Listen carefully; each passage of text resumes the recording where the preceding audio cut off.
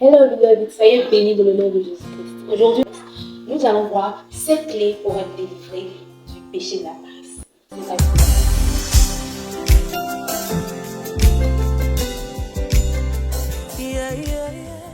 Avant d'entrer dans le vif du sujet, vous allez analyser toutes les fois où vous allez paresser.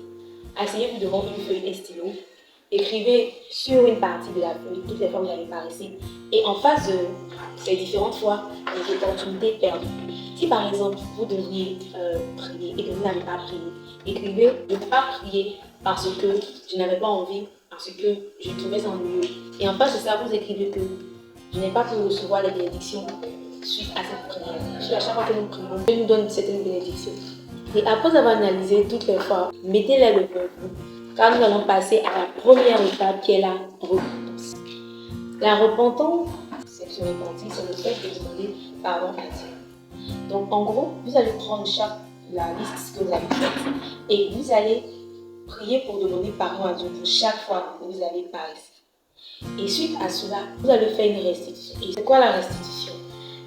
C'est rattraper le temps perdu ou faire les choses que vous n'avez pas pu faire à cause de la paresse. Si vous devrez lire 6 chapitres par jour et que 2 jours vous n'avez pas lu 6 chapitres, lorsque vous allez vous repentir de cette paresse, vous allez devoir vous rattraper. Vous allez devoir rattraper les autres 6 chapitres perdus. Donc en gros 12 chapitres, ça fait 2 jours. S'il vous plaît, prenez cela au sérieux. Parce que c'est ça qui va faire que votre repentance sera sincère et qu'il y aura un changement. La deuxième chose, c'est de trouver de l'intérêt dans ce que tu fais. Arrêtez de voir les choses comme un fardeau.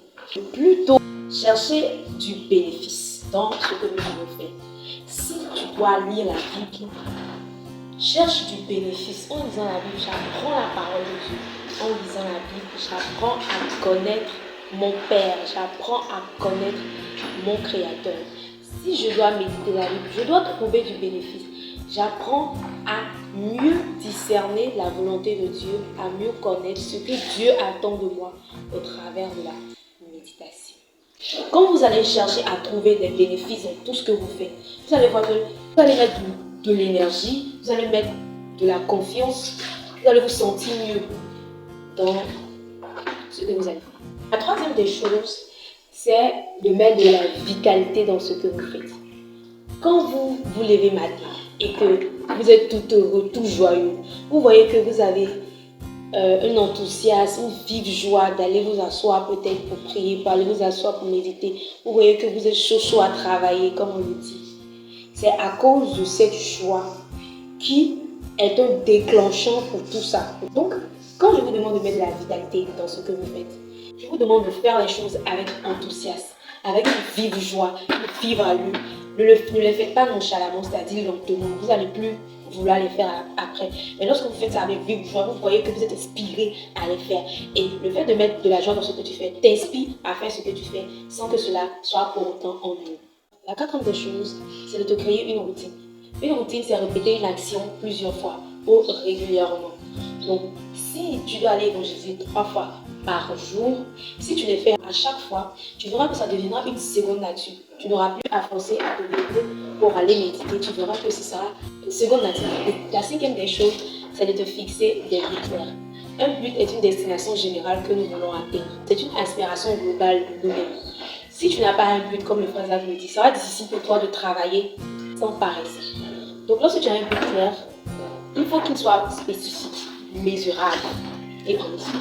Il faut qu'il soit aussi limité. Je prends un exemple. Développer une relation avec Dieu en passant 1 heure de prière, de méditation, de rencontre avec les frères et tout.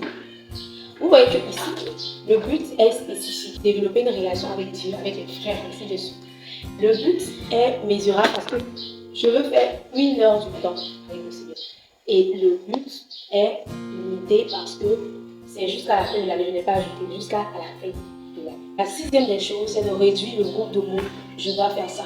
C'est vrai, tu dois faire ça. Mais nous savons que ce que nous disons a un impact sur notre conscience et tout. Lorsque tu dois faire ça, le cerveau se dit que c'est une obligation.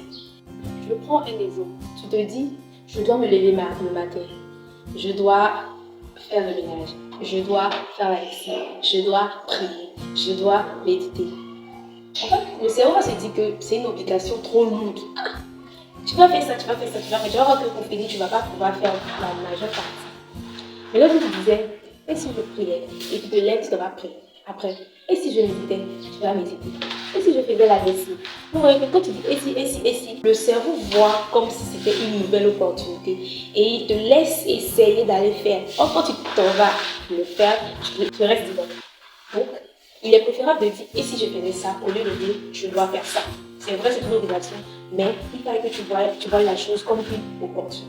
La septième des choses, et qui est l'une des clés que j'ai faites dans une vidéo short, c'est de te décider. Décide qu'aujourd'hui, je vais faire telle activité, même si je n'ai pas envie, il faille que je le fasse. Si tu décides, tu verras que tu vas le faire en fait. Pour finir, je voudrais ajouter une chose. N'oublie pas de toujours demander à Dieu de te donner la force pour accomplir tout ce que tu as à accomplir. C'est très important. Si dans la journée, tu n'as pas pu accomplir une chose que tu devais faire, je te prie de ne pas rejeter cette chose ni de te blâmer, mais trouve un temps dans cette journée pour accomplir cette chose. Sur ce, vas-y, lève-toi et va le faire. Le Seigneur attend que tu sois débarrassé de cette paresse pour t'élever sur un niveau supérieur. Je vous aime très fort.